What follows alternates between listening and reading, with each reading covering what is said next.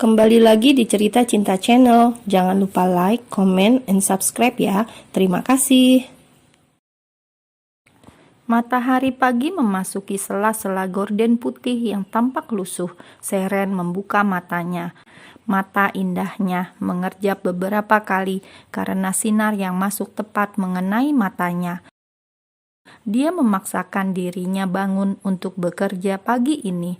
Rambut coklatnya yang panjang diikat tinggi-tinggi ke atas. Seren menjalani rutinitas yang terbilang cukup padat setiap harinya. Dia hanya tidur 4 jam sehari. Tinggal di kota besar sendirian, membuatnya harus bekerja lebih keras.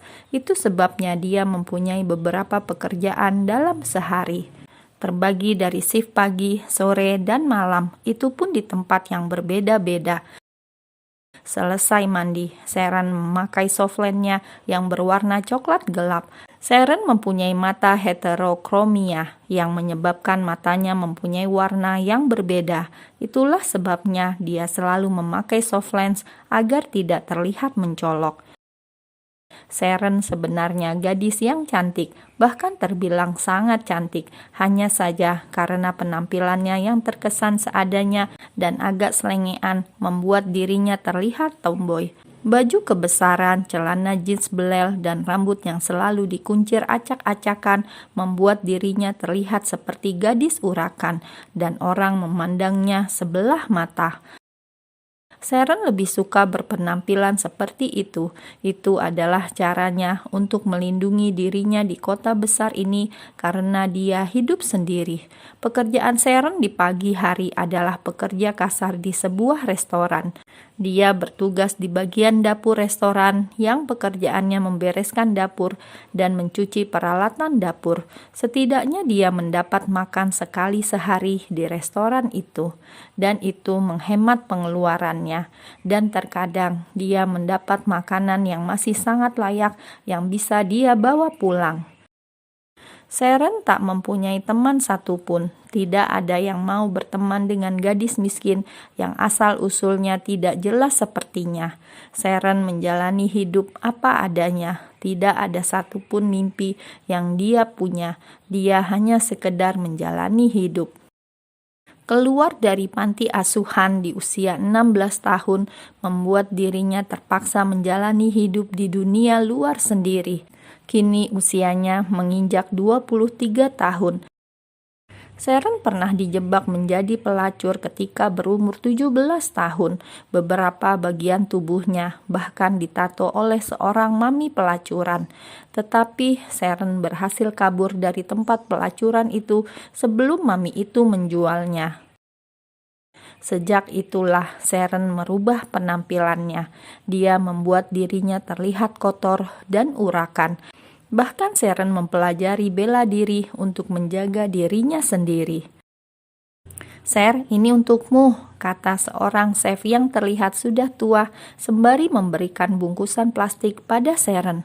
"Terima kasih, Paman George," ucap Seren menunduk. Chef itu pun tersenyum. Hanya dia di restoran ini yang peduli pada Seren.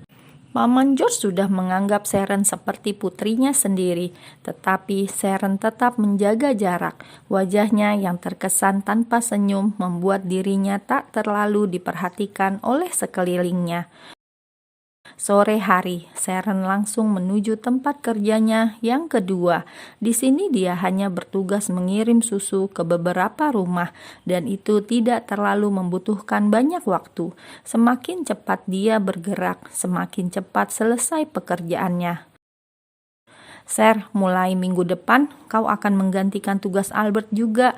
Dia mengambil cuti karena istrinya akan melahirkan. Kau bisa kan?" kata Bibi Ellen yang rambutnya sudah banyak ditumbuhi uban. "Ya, aku bisa. Apakah aku akan mendapatkan tambahan gaji?" "Tentu saja, bekerjalah dengan baik," kata Bibi Ellen datar. Meskipun terkesan galak, tetapi Bibi Ellen orang yang sangat baik.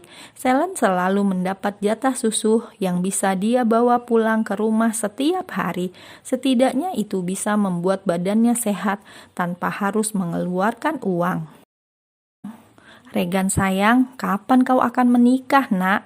Ucap sang ibu dengan wajah yang sendu. Mam, jangan memulai lagi. Simpan wajah mami yang menyedihkan itu, kata Regan jengah. Pasalnya sang ibu selalu memaksanya untuk menikah karena ingin memiliki cucu seperti teman-temannya. Sayang, bagaimana jika mami mati sebelum kau menikah? Betapa menyedihkannya hidup mami, nak. Kau sudah 29 tahun. Bukankah banyak gadis-gadis yang berjejer hanya untuk ingin menjadi istrimu? Pilihlah satu ya, terserah yang manapun. Mami pasti akan menyetujuinya, rayu Agatha pada putra semata wayangnya. Tidak semudah itu, Mam. Bisakah Mami pulang? Aku sangat sibuk hari ini, jawab Regan tanpa melihat sang Mami yang sudah mengeluarkan dramanya. Kau benar-benar ya, marah Agatha. Banyak usaha yang sudah dilakukan Agatha agar putra tampannya ini mau menikah. Perjodohan dengan segala macam gadis pun sudah dilakoninya, tapi Regan malah mempermainkan gadis-gadis itu. Regan masih sangat belum siap menikah. Dia terlalu fokus dengan pekerjaan dan masa singlenya. Dia tidak ingin kelak dikekang oleh sang istri, seperti ayahnya yang sangat dikekang oleh maminya. Maminya benar-benar pencemburu tulen. Regan masih ingin bebas sebebas-bebasnya. Lalu Agatha pun pergi dari kantor sang anak tanpa mendapat hasil apapun. Ponsel Regan berbunyi dan Regan segera mengangkatnya karena sahabatnya Louis menelpon. Halo Louis, ada apa? Tanya Regan dengan suara beratnya. Regan, nanti malam kau datang kan? Iya, jawab Regan singkat. Malam nanti adalah hari pertunangan Louis. Louis adalah salah satu sahabat Regan sejak masih sekolah. Oke, don't be late, putus Louis, lalu menutup teleponnya. Louis menikah dengan salah satu karyawannya. Louis sangat tergila-gila dengan tunangannya itu sejak pertama kali bertemu.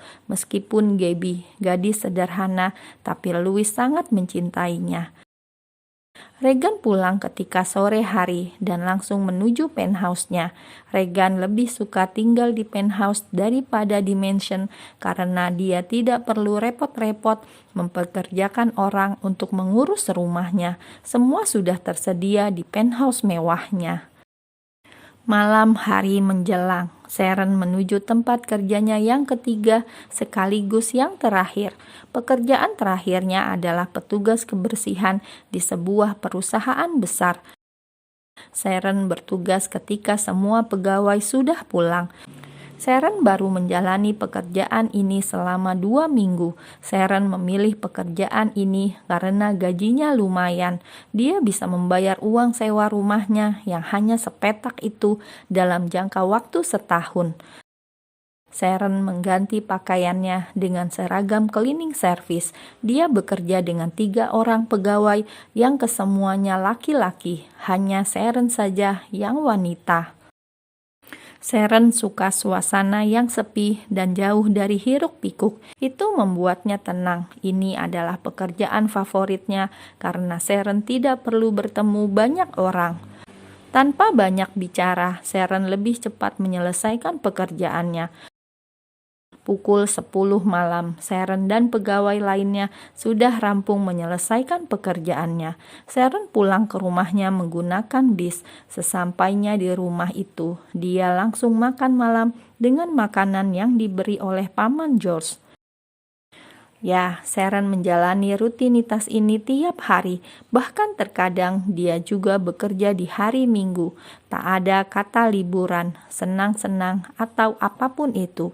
Semua waktunya dia habiskan untuk bekerja dan bekerja.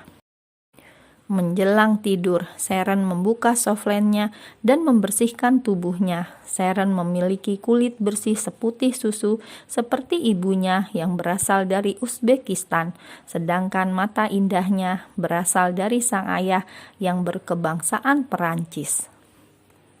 Regan datang ke acara pertunangan sahabatnya. Setelah acara inti selesai, Regan keluar ruangan untuk mencari udara segar di taman sambil merokok. Regan hanya merokok ketika dirinya sedang suntuk dan tidak menjadikannya sebuah kebiasaan. "Regan," panggil Aliando, salah satu sahabatnya. Jawab Regan singkat. "Kau sudah jarang ke arena? Apa kau sangat sibuk?" tanya Aliando. Bisnis di Paris sangat menyita waktuku. Ayahku menyerahkan semuanya padaku," jawab Regan datar. Regan dan para sahabatnya suka dengan olahraga martial. Sejak sekolah, mereka sudah mengikuti beberapa macam olahraga bela diri seperti karate dan taekwondo. Regan membekali dirinya dengan ilmu bela diri karena resiko menjadi anak konglomerat sangat berat, misalnya penculikan dan persaingan bisnis. Itulah mengapa ayah Regan membekali Regan dengan ilmu bela diri sejak kecil. "Lalu, kapan kau ada waktu?" "Mungkin bulan depan, nanti aku akan mengabarimu," jawab Regan. "Ada yang ingin kuperkenalkan padamu, Regan. Dia sepupuku dari Amerika. Apa kau tidak keberatan?" "Apa kau serius, Al? Aku belum terlalu siap untuk sebuah hubungan yang serius. Jangan menjerumuskan sepupumu." Regan tertawa kecil. "Dia yang memintaku, dan aku sudah mengatakan tentangmu kepadanya. Dia tidak masalah dengan itu." Aliando mengedikkan bahunya. "Terserah kau saja," jawab Regan. Lalu Aliando pun memanggil sepupunya dan memperkenalkan mereka berdua. "Hai, namaku Angela. Terima kasih sudah mau berkenalan denganku," kata Angela yang merupakan sepupu dari Al. Regan hanya tersenyum. Angela memiliki paras cantik dengan rambut pirang dan mata coklat. Tutur katanya lembut dan menenangkan. Itu membuat Regan lumayan tertarik di awal pertemuan mereka. Aliando sudah mengatakan pada Angela bahwa Regan tidak suka wanita berisik dan terlalu agresif. Maka dari itu, Angela berusaha bersikap biasa saja pada Regan agar Regan tidak menjauh darinya. Sepulangnya dari pertunangan Louis, Regan langsung pulang ke penthouse. Dia menolak ajakan para sahabatnya untuk berkumpul di klub malam karena besok ada meeting di kantornya.